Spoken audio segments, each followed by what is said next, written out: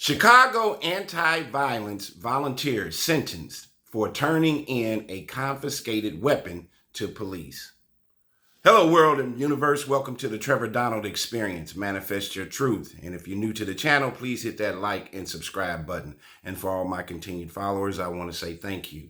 And this is an opinion-based video channel where I try to open your eyes and ears up to some of the travails and tribulations that take place throughout our cities, our states, our country, and sometimes around the world. Well, in this particular story, no good deed goes unnoticed. And the way the Chicago police thanked Mr. Smith for bringing in a gun to the police station was, the way they thanked him was to arrest him. And remember, his conscientious effort to do the right thing doesn't trump the state laws that are on the books in the state of Illinois. So this is the case of Mr. Nakia Smith, a 51-year-old black male Chicagoan who was part of the Chicago anti-violence. He was a Chicago anti-violence volunteer with Chicago CRED, C-R-E-D, which stands for Create Real Economic Destiny. This is a nonprofit anti-violence organization run by former U.S. Education Secretary Arne Duncan, who was under the Obama presidential administration. Arne Duncan. So what happened to this situation with Mr. Smith? Now remember, he is a Chicago anti-violence volunteer. So he's helping trying to reduce the level of gun violence in Chicago. And what separates, you have two parts to Chicago. I'm originally from there. You have the South Side and the West Side. In the city, the South Side is known for tremendous heavy mirage of gang violence. And the West Side is known as a hustler's side of Chicago, where if you can make a dollar, hustle and make a dollar, that's what it's all about. There's much more gang violence on the South Side of Chicago than the West Side, but you got it on both. So this is what happened. In March of 2023, Mr. Smith says he took a loaded, now this is all about legal nomenclature. I tell you all the time, pay attention to your local, city, and state laws more so than your federal. Most people get in trouble with their state laws. In March of 2023, Mr. Smith says he took a loaded .45 caliber handgun off the street on Chicago's far south side and brought it to the Calumet District Police Station, expecting to hand the gun over without being questioned about it. So he found the gun allegedly on the streets. Then he's taking it to the police station to give to the police. And they even have a program of turning guns in Chicago. That they think they may have a program in St. Louis for that. So he brought the gun in, expecting to hand it over without any questions or problems. He was arrested after officers found the loaded .45 caliber handgun in his coat pocket inside the Calumet District Police Station on March 4th, 2023. So when you listen to this story, you all tell me in the comments, do you agree with what the police did, or do you agree with Mr. Smith being a convicted felon, bringing a gun in, a loaded gun, that he had not open, but in his waistband and waist pants, and tells the clerk that he has a gun and he's trying to return it? Was it okay for them to arrest him, or should they have let him go? Please let me know what you think in the comments. So they found the loaded .45 caliber handgun in his coat pocket. He let them know inside the this was inside the police station. Police and Mr. Smith dispute exactly what happened at the front desk. According to the arrest report, he approached asking to speak with a supervisor. Then he told the officers, he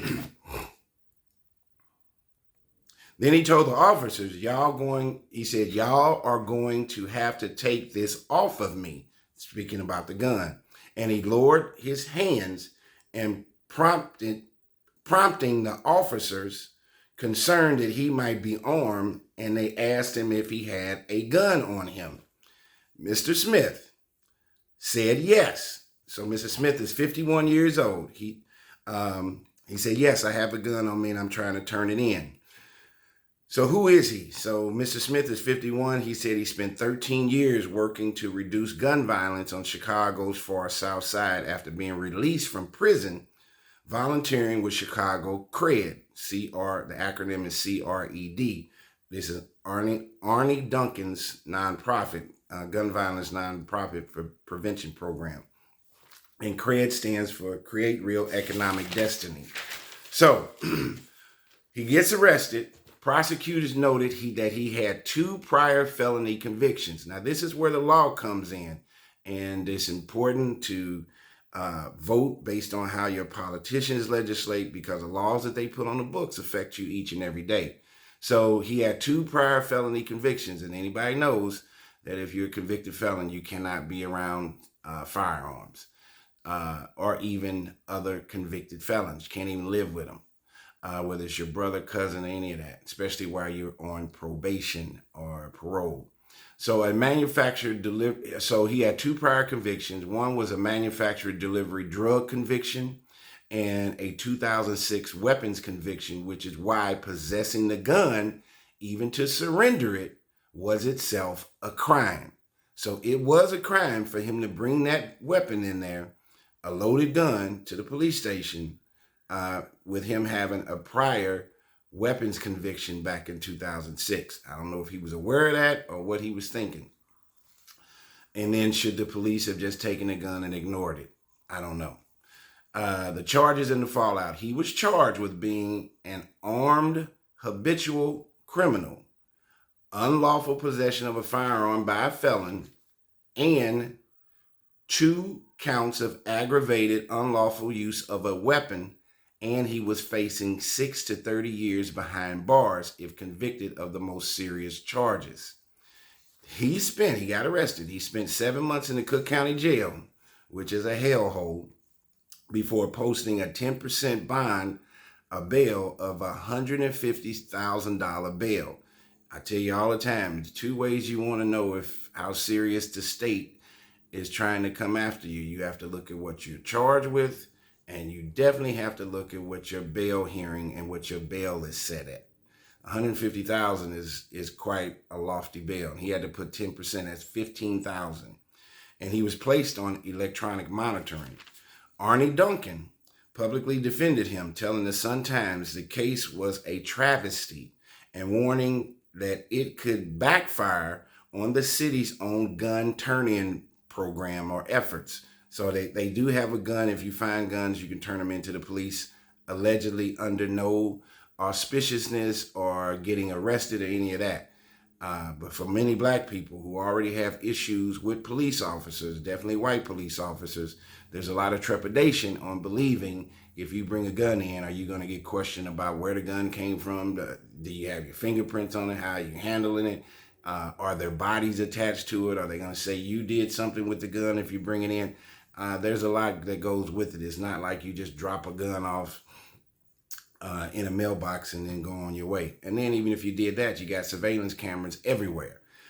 So it does put this situation in a quandary on this whole gun return program. St. Louis, many major cities have these gun turn-in programs. But Arnie Duncan said this might backfire, saying that people had told him after seeing the story that they'd never turn a gun in ever to the police. This is what I'm saying. And I tell you, black people already have this fear of dealing with their white counterparts with all these issues that have taken place with Mike Brown, George Floyd, all this stuff that has happened over the last 15 years. And don't forget, you have the people like Al Sharpton and Ben Crump out there that they do a lot of race play. So what was the outcome? Rather than go to trial, Mr. Smith pleaded guilty to the aggravated unlawful possession of a weapon and received a 1-year sentence, which was fully offset by Illinois' 50% sentence reduction credit, plus time already served in custody, and him being on the ankle monitor, meaning he didn't have to serve any more additional time. At sentencing, Mr. Smith urged the Chicago Police Department to create a way for felons to surrender guns without risking prosecution. So, in conclusion, He had to spend some 7 months in an uncomfortable situation, definitely in Cook County, where you could get murdered. There's all kind of mayhem that goes on in Cook County Jail. But in conclusion, one CWB Chicago report notes an added wrinkle largely missing from the other coverage of this story. Remember, Smith had a prior 2005 case for being a felon in possession of a firearm, which he pleaded down to aggravated unlawful use of a weapon, receiving probation and community service. So that's what got him caught in this web of and not a lot of flexibility, him being a convicted felon in his unlawful use of a weapon and a prior charge.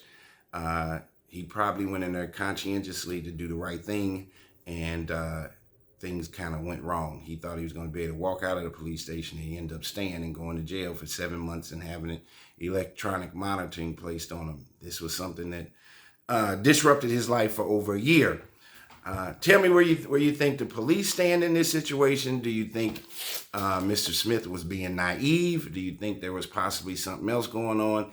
Did the Chicago police make a rush to judgment? There are so many other people that they need to go out, find, and arrest for gun charges. There's so much gun violence in Chicago, it makes me want to throw up. Was it worth it for them to spend this time on this guy who allegedly, or looks like the last 10 years, has been trying to do the right thing to reduce gun violence in Chicago and not add to it? Tell me what you think in this story. This has been the Trevor Donald Experience. Manifest your truth in a positive, righteous, and God positive way.